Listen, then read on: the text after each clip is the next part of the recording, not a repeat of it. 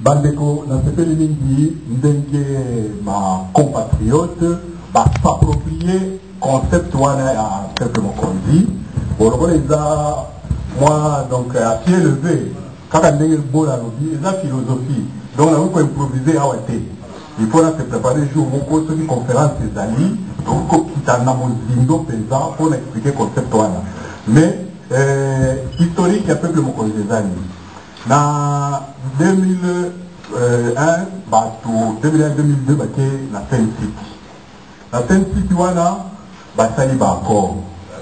Mais juste après, quand il y a encore, il y a Bango Moko, il faut respecter encore les sous-soutés. À partir d'un moment où on a compris que les bateaux, les bateaux de ma vie, il y a un autre, mais la commande du livre, na epoto na 2002 na édité na tekite et si la nango kala mais eloko il faut montrer à moi comprendre les alliés modier pouvoir et vandaka na base c'est-à-dire ce que dit triangle au niveau tel triangle et que tel na songete et que tel na base de la monnaie koleka sommet et l'ingoloba la base des peuples, totali base. Ceux qui sont lingi mokondi, ils sont mokopona mutumoko, tokomachisaye, a commis na songe. Mais na maboko na biso.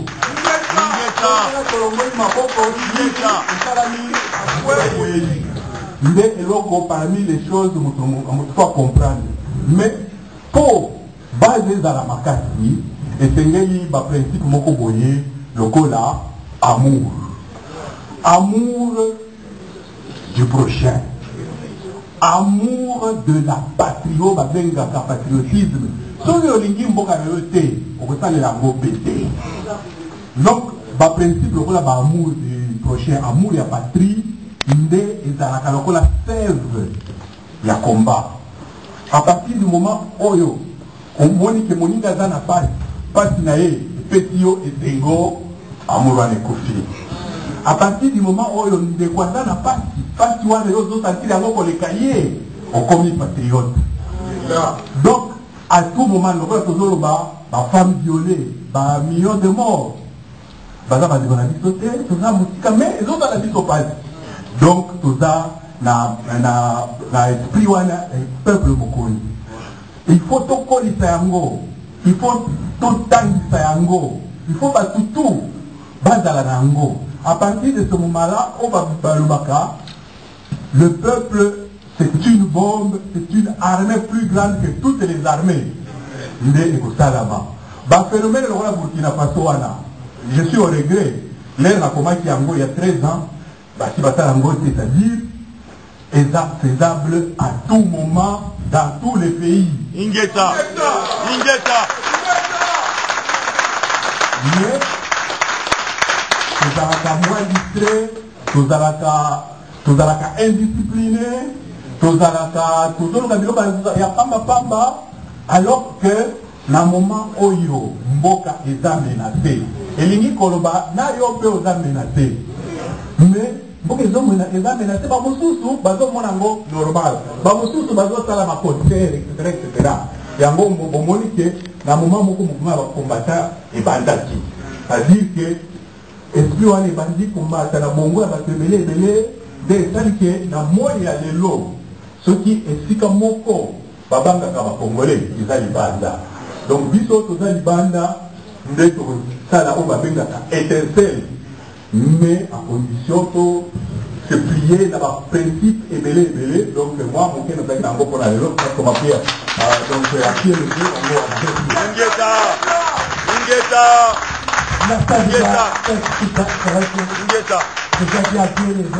mais comme on a parlé, on sait quand même à passer par le bateau. Petit peu, nous disons, les Ben Yuda, voilà, c'est nous dit Ben Nakitamba, qui sont là. Mais le Ben Yuda, bon, tu vas connaître beaucoup de poules. Ben Yuda, va du Koué, va du Kana, va du Koumoujimai, va du Manajouan China.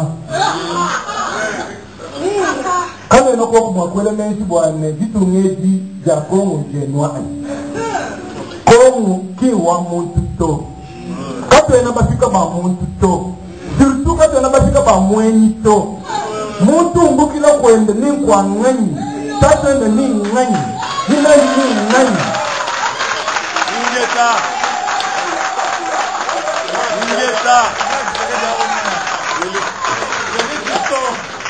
Montu Ulwa, Bwana Tona Tepetu, Atusika Montu Konsi Ubombuji, Ikala Kwendo Tukoka Konsi Kujimu Bwana Tukoka, Bwate mwana wa Kongo, Ikala usufri, Ikala Yeo Monampaji.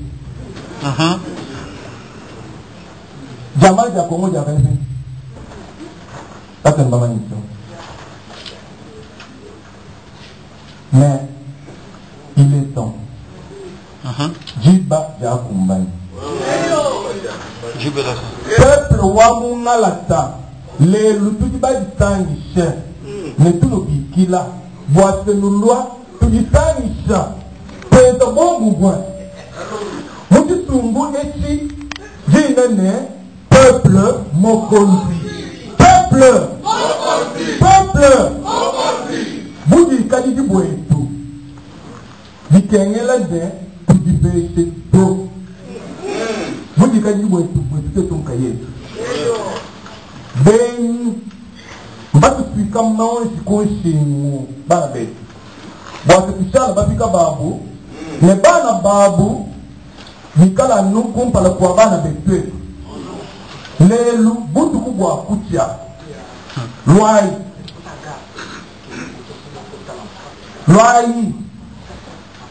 Le peuple wa Congo, Bukalenga Bwende, Nuenu Badibwe, Jiba Joge, Jukai, Tudistani, Tripota, Mweni, Ne Mutu Luisi, Euji Nene, Kabangi, Mekinjin, the Tojini Mene, Nkanambe, Udo Tushima, Ntambi, Abene Sajitu na Jacob. Zambi abenefiti na Jacob. Amena, Amina, Ingeta. Peuple. Peuple Bokondi, merci à la personne qui a fait ça. Tu nous m'as pas dit que c'est quoi? Ingeta.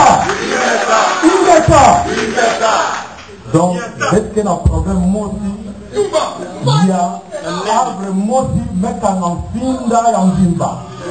Arbre yina kenki yokele kabila anambi bampangi na betu surtout ya Kinshasa betke zabake Kinshasa kena maboko ya bambabandundu. Alors il est grand temps bampangi noto ya Kinshasa betke loma la beno bana noto ya tangu ben fait telama bubu ya parce que mokili noto boge tadi la paix.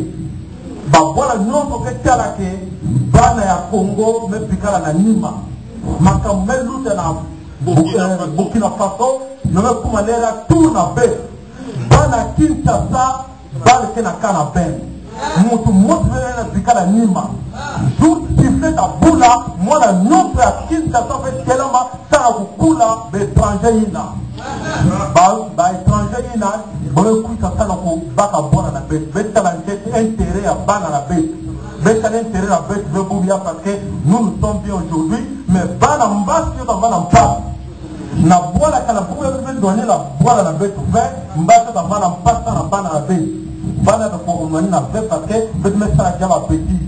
Donc il est grand temps quand la bête na ben on peut que la kata salawa bet telama sala ko mwani na Congo. Yokel ma boko na bête, yokel ma yokel boile la bête, c'est à nous autres bête que ma bouya, ça veut nous aller na Congo. Mais tout là na va poster opportunité na kena Kinshasa fait, ba yira ba fana wu ta bête ntoni, na ko banda na ba Kimbuta, na ko banda na ba Gisenga, na ko banda na ba yira non va trahir peuple congolais. Ingeta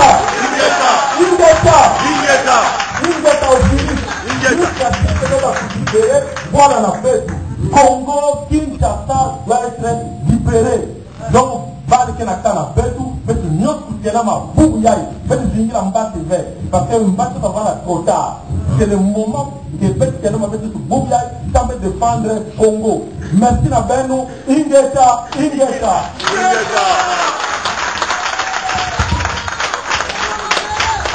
Merci beaucoup, Jacques Sarara.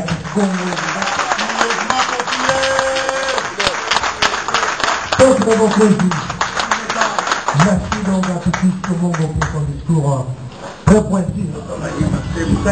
Peuple.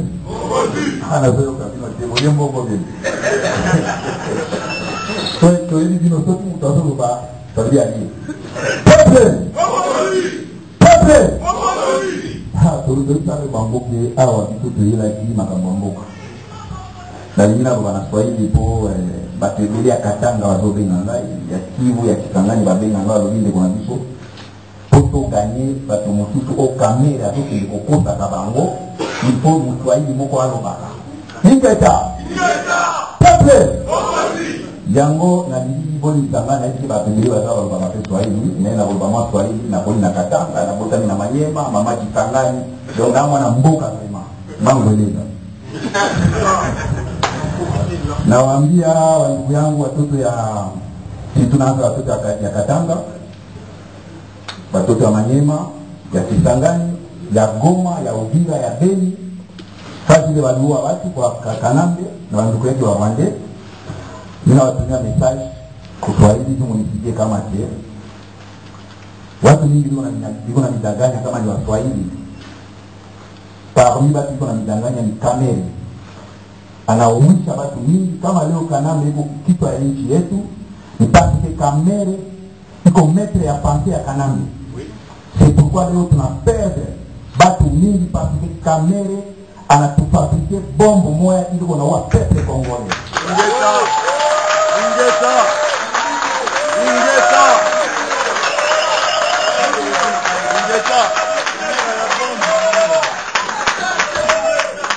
Ndio nawaambia watoto ya Katanga na lingine lo banana kwa ya Katanga po baye batie na zama na bango na Butami na Kindu na Koli na Lumumbashi na Koli na Likasi na Tangi na Atene na Likasi ona koyeli sabango ke na zapi Katange na zape pini mutu ya Manyema Kambelembele na lingine na adresse epaya bandiko na bitu ya Katanga batoto ya mama mimi nameambia hivi Kanambe ashina ndugu yenu Kanambe iko enemy. Wakati nilikuwa Likasi nilikuwa nasikia watoto ya Katanga mlikuwa naimba mwimbo mmoja ke tupile intanda tokupela mabele. Leo Barwande banakamata mtu anatoka nje ya nchi wenye walikuwa baboi yetu. Adui mwenye anafanya kama leo Mzee Kabila alikufa ni Kanambe ndio aliua Mzee Kabila. Katumba Mwake anakufa ni Kanambe aliua Katumba Mwake. Samba Kaputo anaua banduku yenu anaua na Mungu kunampigia Kanambe migono. Banduku yetu tusimame. Batoto ya mama ya Mkatanga ninamwambia msimame. Msiachilie kupata ba politicien. Politicien anakuwa mtu wa kazi wa peuple. Politicien anapata kupata ile yenyewe mtu wa kazi anasefu wake anasema ndio pale tunaongea kama peuple mkonzi yonde chef. Mais leo tunaona kama ba politicien banakuwa na chesa na sie peuple congolais tandis que sie peuple ndio tuko ba chef. Tunaona Burkina Faso ba chef ile kwa peuple ba décider kama leo unatoka kwa kazi bakafukuza president wao. Na ndio tunawalomba watoto ya Katanga mfate exemple ya watoto ya Burkina Faso. Msimame. Mozi Katumbi asinidanganye iko mwizi iko na franga mingi sana na ananidanganya moya na nilongota. Nataka ya watoto pia Manyema.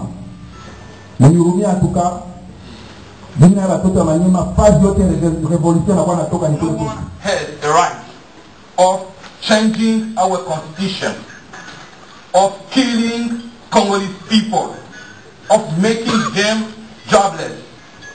No one has what I'm saying. No one has a right of changing or moving our borders or our frontiers. Congolese people is suffering, and we must remember that. Congolese people is suffering so much. Congolese people are suffering like children that doesn't have parents. It's so difficult for us to support and to see that. That man called Mr. Kanambe is killing us by his Kuluna that he quit by himself, called the Kuluna system, by harassing the people of Congo, by violence of our ladies, of our mothers, and so on. The example that I can give here is what happened just suddenly at a place called Beni. More of Congolese people dead, killed by soldiers who were in Congolese uniform, but they are not Congolese because they were speaking Rwanda's language, that's Kinyarwanda. So what are we doing? Who is our place as Congolese people? What are we thinking about that? What's the place of Congo? You are in the United States of America. You are in a such country speaking English. I'm telling you, it's now the time to join this organization. We don't have to stay at home.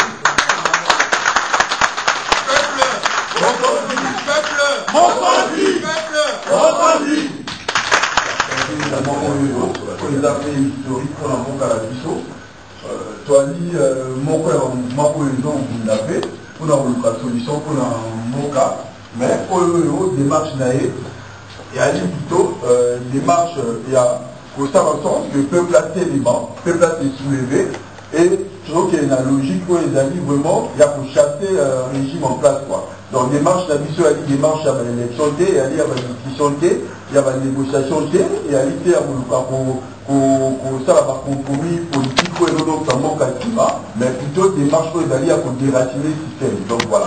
Nous avons utilisé par moyen tout au Ningeta.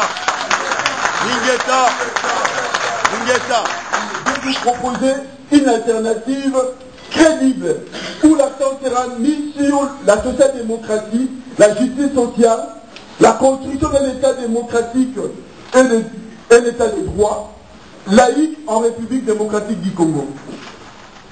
Chers compatriotes, distingués invités, chers combattants et résistants, le mouvement Peuple Mokozi, Peuple souverain, vise à travailler en synergie avec d'autres forces vives de la nation afin d'éviter de partir en ordre dispersé.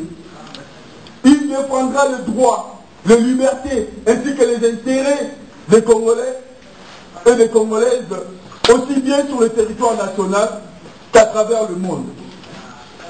Sa doctrine est basée sur l'âme de dignité, de solidarité et d'hospitalité, héritée par nos ancêtres, à laquelle nous ajoutons le valeur de la souveraineté, de la citoyenneté, du patriotisme, de l'égalité entre le peuple, de la liberté, de la justice, de l'humanisme, de la démocratie, de la fraternité, de la tolérance, du droit à la différence et de la laïcité.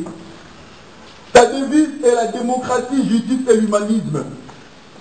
Son emblème est l'union des patriotes unis pour défendre la nation. Au demeurant, loin de nous attarder dans des considérations philosophiques différentes, le concept Peuple Mokozi revient toutefois dans notre discours. Vous l'avez remarqué bien sûr. On s'en doute qu'il a une acception singulière, celle qui veut dire le souverain primaire, pouvoir au peuple, par le peuple, pour le peuple. Aujourd'hui, nous voulons donner un sens précis qui désigne le peuple comme la forme de la nation congolaise, sans distinction des classes sociales.